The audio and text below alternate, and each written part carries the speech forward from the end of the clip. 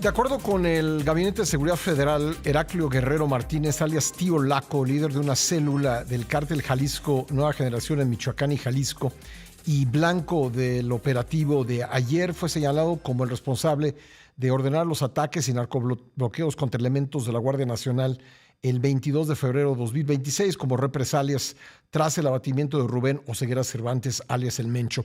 Vamos a hablar de este personaje, alias el Tío Laco, con Víctor Manuel Sánchez Valdés, profesor investigador de la Universidad Autónoma de Coahuila y especialista en seguridad.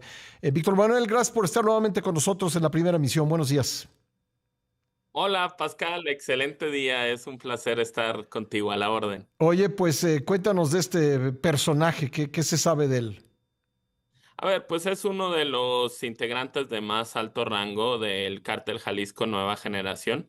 De hecho, si lo vemos en perspectiva temporal, pues tiene prácticamente como jefe de esa zona, de esa región, que es la del noroeste de Michoacán y algunos municipios de Jalisco, que, digamos, incluyen ciudades como Zamora, como La Piedad, como Pátzcuaro, pues desde 2012. O sea, es uno de los pocos que ha durado mucho tiempo a cargo de una zona.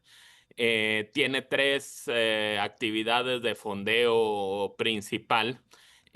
Una de ellas, y que es una de las dos células más importantes que tiene el cártel Jalisco Nueva Generación, en robo de combustible, junto con los Casarín Molina de Veracruz, es precisamente la ordeña, y pues ellos se encargan de toda la ordeña en Michoacán, en Jalisco y en partes de Guanajuato para el cártel. También tienen muchos narcolaboratorios, o sea, es decir, los precursores químicos llegan a Lázaro Cárdenas, a Manzanillo, luego lo llevan a esa zona, procesan, hacen droga sintética y la envían a los Estados Unidos. Y la tercera gran fuente de ingresos de la célula de los guerreros que encabeza Tío Laco es la extorsión.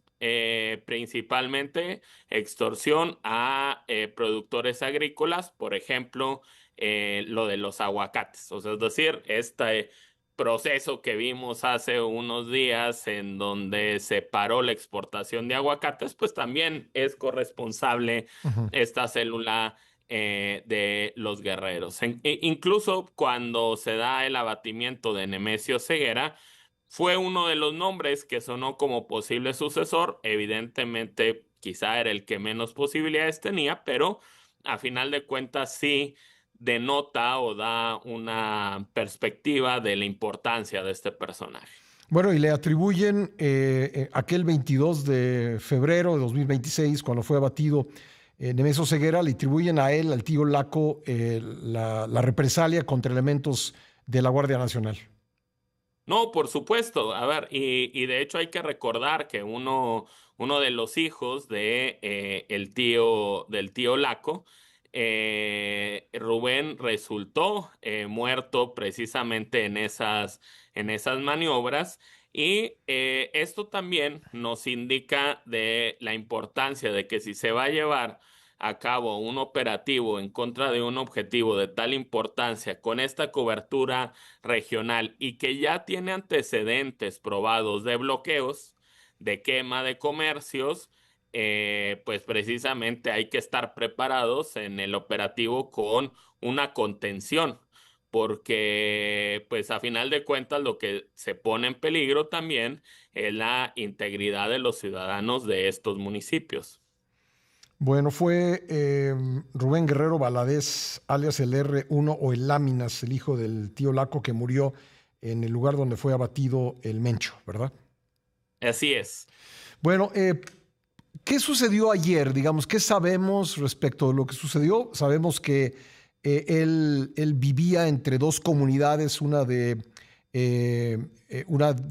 Tanuato y una de Cuandureo. La primera llamada Tinaje de Vargas y la segunda El Colesio, se movía entre esos dos puntos. ¿Qué pudo haber fallado en el operativo para capturarlo? Porque pues, no se logró. Bueno, a ver, en estos operativos digo, y hay que recordar que Tinaja de Vargas es la zona en donde él vive de manera regular, ha hecho incluso fiestas en la zona, han salido videos de fiestas en Tinaja de Vargas, y entonces, a final de cuentas, pues se basa en reportes de inteligencia este operativo. Hay reportes pues de que está en la zona, por tanto se da un despliegue. Sin embargo, pues uno de los siempre retos de este tipo de operativos es no alertar a los círculos que le proveen información a estos líderes criminales. Y no Ujú. solo nos referimos a halcones, o sea, no solo nos referimos a personas de la sociedad civil que pues ven algún movimiento extraño y alertan, sino también a policías municipales, a policías estatales, incluso elementos de fuerzas federales que pueden dar una filtración. Y esto en ocasiones pues permite la huida de los líderes criminales. Digo, obviamente en el punto en el que estamos no tenemos elementos para decir que eso sucedió de forma fehaciente, Ujú. pero pues es una probabilidad de que haya sucedido de esta manera y que haya huido. Y precisamente lo que nos da un indicio de que sí se encontraba en la zona es precisamente estos bloqueos.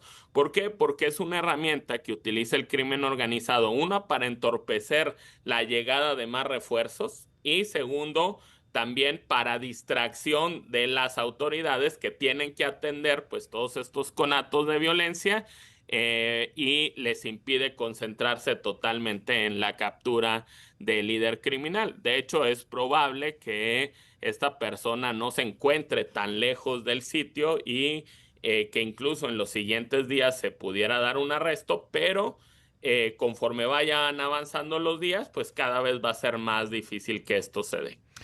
¿Cómo queda la estructura o cuál es, digamos, la información más actualizada sobre la estructura de los grupos delictivos en Michoacán? Tú que has estudiado mucho esto, Víctor Manuel.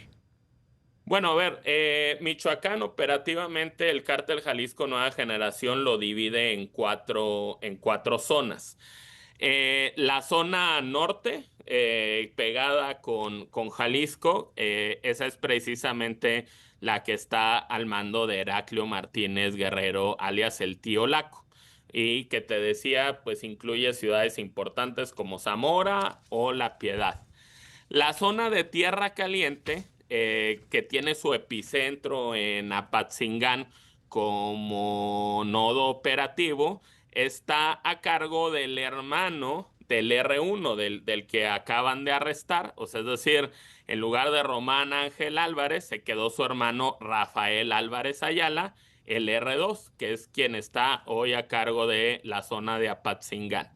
En la zona sur, pues ya más pegado a los municipios que colindan con Colima, que incluye Lázaro Cárdenas, Aquila, etcétera, está Abraham de Jesús Ambrís, alias El Yogurt, y la zona que está más pegada hacia Guerrero y el Estado de México, que tendría su sede en Zitácuaro, está a cargo de William Edwin Rivera, alias El Barbas. Digamos, así se estructura la división del cártel Jalisco Nueva Generación en Michoacán, que hay que señalarlo, solo Jalisco y Michoacán tienen una división múltiple por estados. Ujú. En la mayor parte de las entidades federativas, los líderes regionales abarcan todo el estado y Ujú. tienen algunos jefes de plazas en ciudades importantes. Ujú. Pero en este caso es una división de cuatro regiones que a su vez tiene jefes de plaza abajo. ¿Estos cuatro personajes que mencionas tienen el mismo peso dentro de la organización? Digo, operativamente como líderes regionales sí, pero en importancia económica, Ujú. Tío Laco era mucho más importante. Digamos, luego en importancia iría Rafael Álvarez Ayala, el R2, o sea, en Ujú. sustitución de su hermano y quien está a cargo de la zona de Zitácuaro. Es decir, quien tiene menor importancia es quien está a cargo de los municipios del sur.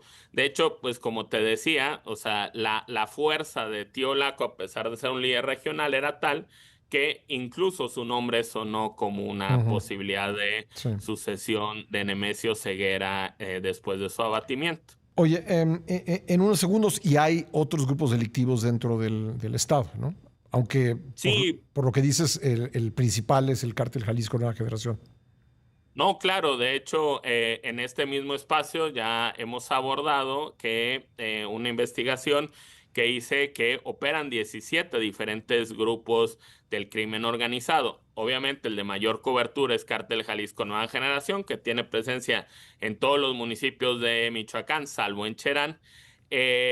De estas 17 organizaciones, muchas, algunas son aliadas del Cártel Jalisco y otras se alinean con lo que conocemos como Cárteles Unidos, o Ujú. sea, como la Nueva Familia Michoacán, el Cártel de Tepalcatepec, el Cártel de los Reyes. Ujú. Entonces, todas estas estructuras suman fuerza y hacen una especie de dos bloques que Sí. están enfrentados y que evidentemente son los que tienen a Michoacán Sí. pues en una espiral de violencia desde hace varios años. Pues, Víctor Manuel, te agradezco mucho tu tiempo. Gracias por haber estado con nosotros. Todo un placer, como siempre, Pascal. Gracias, Víctor Manuel Sánchez Valdés. Vamos a un corte, regresamos.